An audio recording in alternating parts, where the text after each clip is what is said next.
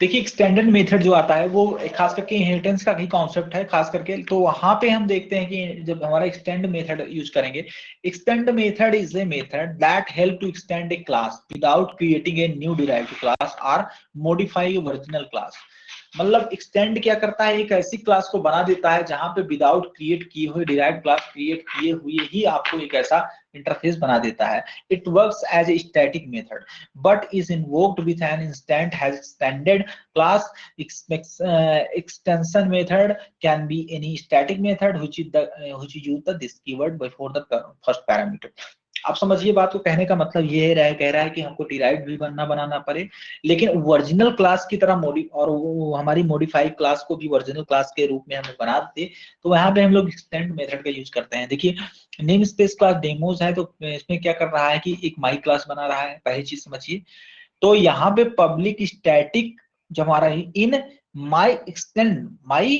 इन माई extend में, तो आप देखिए स्टैटिक और इंट दोनों लगा है, तो दिस स्ट्रिंग नम, तो रिटर्न में क्या कर रहा है, इंटीजर डॉट पैरामीटर सम। तो जब इंटीजर डॉट नम लगता है तो वो वैल्यू हमें इंटीजर प्रोवाइड करता है, ये बात याद रखना।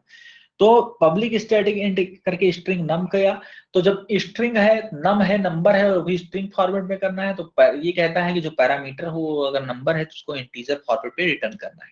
तो क्लास एचटीएमएल को एडवांस करें, नंबर हमने डाल दिया। अब हमें पता है कि हमारे अंदर हमारे पास दो ऐसे हैं, जैसे कि मैं नम डॉट नम करूं, नम उसका है तो मुझे पता है कि ext नम डॉट माई एक्सटेंशन मेथड, ठीक है, हमारे पास एक्सटेंशन मेथड है, तो हमने कहा console dot write this are to extension text, मैंने वहां कर लिया। दूसरा में मैंने क्या किया, स्टेट माई क्लास डॉट एक स्टेट किया। माई क्लास कहां से आया, माई क्लास तब आया जब हमने इस क्लास में, आप देखिए स्टैटिक क्लास माई क्लास, मतलब जब हमारा एक क्लास डिफाइन हो रहा था तो क्लास से पहले माई क्लास, उसके पहले स्टैटिक, मैंने उसमें स्टैटिक यूज कर देने से हमारा एक्सटेंशन मेथड वो बन जाता है। My class dot my station में method that is the part of B, और एक करके हमारा दे दिया। तो जहां पे ये कह रहा है कि without creating a new derived class modify your original class, it works as a static method. और यहाँ पे आप देखिए कि ये चीज यहाँ पे हम लोग यूज कर ले रहे हैं, और खास करके आप ध्यान से देखिए तो दिस मतलब ये दिस स्ट्रिंग नम हो गया और ये स्ट्रिंग नम हो गया। तो दोनों में अंतर सिर्फ इतना है कि हम डिराइव भी कर पा रहे हैं और साथ में किसके through, string num this string num के थ्रू कर पा रहे हैं। और दोनों में अंतर क्या है, अंतर एक बार समझ लोगे तो समझ में आ जाएगा। Contain this keyword before the first argument, ये फर्स्ट आर्गुमेंट है तो उसके पहले दिस होता है, पहली चीज। स्टैटिक में don't contain the key this keyword in the argument declaration, इसकी कोई जरूरत नहीं होती है। Where the extension method is called the argument declare in the this keyword is not pass the CLI and program. यहाँ पे this आप use कर रहे हो, दिस यूज कर रहे हो तो स्ट्रिंग के साथ आप इसमें देखिए this keyword not passed, keyword आप नहीं पास कर रहे हो, आप दिस केवल लिख रहे हो, this keyword is not passed. Line a program में आप देख सकते हैं यहाँ पे,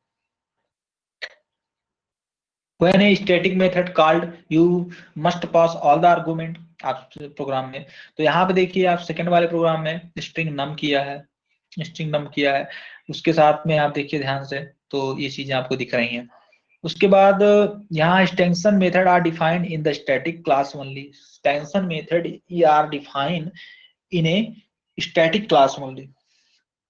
यहाँ पे स्टैटिक क्लास जो होते हैं वो स्टैटिक होते हैं। It is not necessary that static method are declaration static class में, कोई जरूरी नहीं होता स्टैटिक मेथड में आप स्टैटिक मेथड ही डिफाइन करें, दैट इज इंपॉर्टेंट।